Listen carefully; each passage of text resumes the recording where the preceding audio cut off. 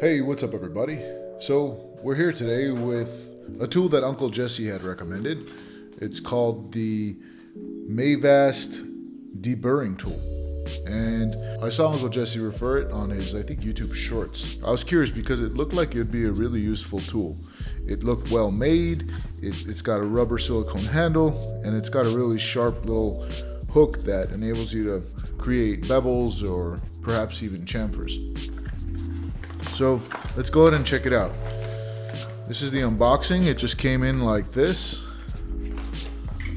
And it also came in with a series of extra bits. There's bigger ones, there's smaller ones. And so I'm not going to change any of them out, but let's go ahead and open this up. It just says deburring tool, deburs steel, aluminum, and plastic. Wow, I didn't know it actually did steel as well.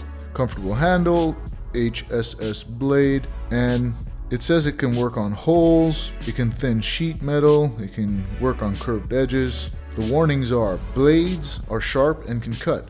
Blades can break, causing flying objects. Sharp edges and flying objects can cause injury. Wear safety goggles, user and bystanders. Do not pry or bend blades.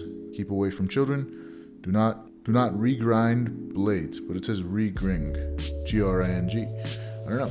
Well, let's go ahead and check it out. Oh, that's pretty cool. It rotates like this in place. I don't know if you can see it from that distance, but yeah, that's pretty sweet.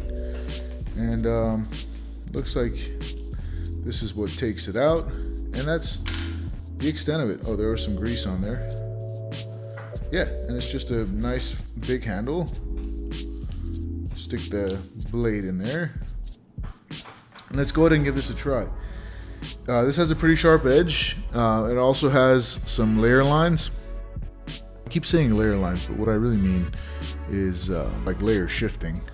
I don't know if you could see it there. It's pretty minute, but over here on the edge, it's kind of wobbly. And so I'm going to give this a try here.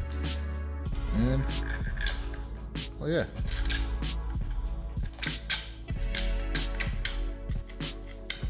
That definitely does a trick. It's a little hard to use, but look at that. That really takes off a bit. There you go. It feels better when I use it towards me, but let's see if I can get it to work away from me. It really feels like it works better when you pull it towards yourself. I don't know if that's that would be recommended because you're pulling something sharp towards yourself. So if you can get it to work going this way, that's definitely better. So yeah, it definitely gives it like a nice bevel. And again, I'd much rather use it towards me. And that's satisfying. It's really satisfying. Really took out that sharp edge and those layer lines. I mean, it did create some sort of a dip in that section, but, or I should say layer shifts. It did kind of take away some of that layer shifting. It'll require a significant amount of work. But yeah, it's basically like a rotatable blade. That's pretty cool. So this was just kind of a test, this blue part. What I really want to try it out on is this thing that I'm building. It's got a button to go in through this hole, but the tolerance is too tight and it gets stuck because for one, the hole is too small, just slightly too small. And second, where this piece was laying down on the print bed, it created this little lip here. So I'm going to try to use this to take that away so that when I stick it through, it doesn't get stuck. It can actually finish going through. But that lip is actually currently holding it in place right now. So I'm going to go ahead and try to work this thing. Hopefully. Yeah, that's actually working. Just taking that little lip away. That's a little hard though, because this thing moves around. Maybe I could figure out a way how to use this. And I still think bringing it towards you is better, at least in my opinion of this tool. So basically, essentially, I'm just beveling this right here to get that nice little lip. Yeah, that's working pretty nicely.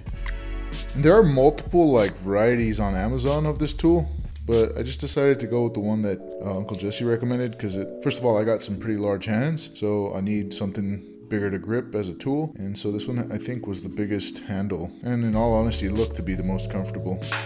Okay, so let's give this a try.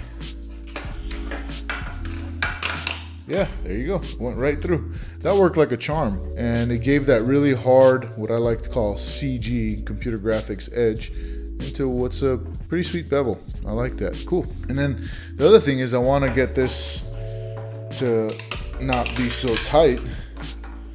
So, since this thing rotates, I assume I could just...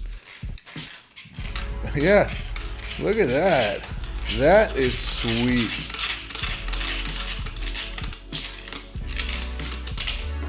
Wow, that's pretty cool. It just takes care of holes like nobody's business. Let's see. Wow, that is perfect. Almost no grind. Yeah, that really took care of it. This thing is a really good tool. Nice. I like this a lot. And if you really want to smooth it out, you could just grab some sandpaper and take a little bit of sandpaper to this and make it nice and smooth. But I'm really happy with this result.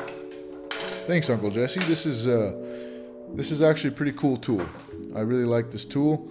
I'm very happy with it. Thanks for recommending it. This was just a quick, short video I wanted to make reviewing this tool that was recommended by Uncle Jessy. I can see it being useful, and it's something that you don't really think of to get. It's not your everyday kind of tool. This is the first time I ever heard of a deburring tool, but it works very well. Alright guys, that about wraps up the video. Please go ahead and subscribe, hit that notification bell to get more videos like this, updates on tools, 3D printing, 3D modeling, and go ahead and click that like button if you like this video. It really means a whole lot to me to see people liking the videos, and comment down below if you think you would ever need something like this, and what you would imagine you would use it for. Well guys, until next time, peace, love, and joy.